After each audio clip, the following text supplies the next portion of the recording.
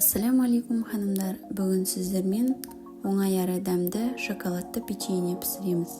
Бізге қажетті заттар: бөлме температурасында жұмыртқа, қант, қамыр қопсытқыш және алдын ала електен өткізілген ұн, ерітілген сары май, ұсақтап туралған шоколад керек болады. Ең алдымен ыдысымызға 2 жұмыртқа және қантты салып араластырамыз.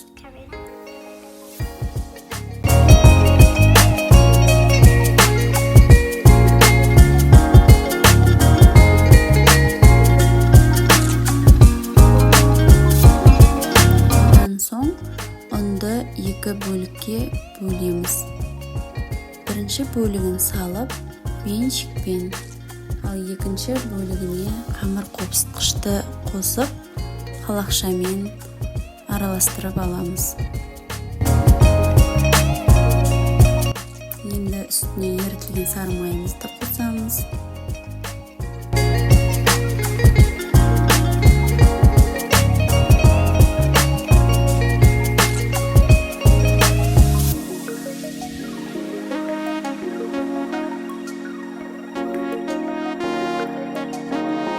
Ең соңғы ұсақтап туралған шоколадты қосып, жақсылап біркелкі болғанша араластырамыз.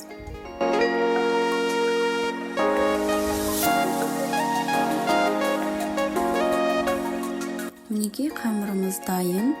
Дайын болған қамырды противенге дөңгелектеп орналастырамыз.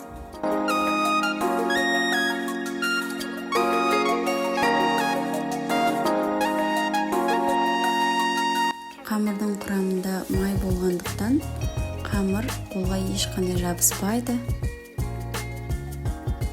оңай дөңгелек жасалынады.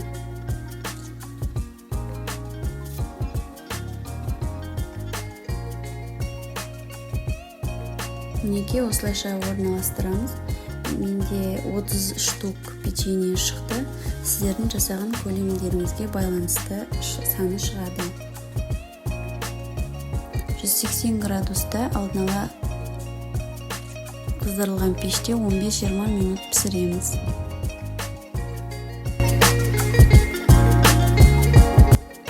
Рецепт ұнаса, каналға тіркеліп қойыңыздар, лайк басып, комментарий қалдырыңыздар.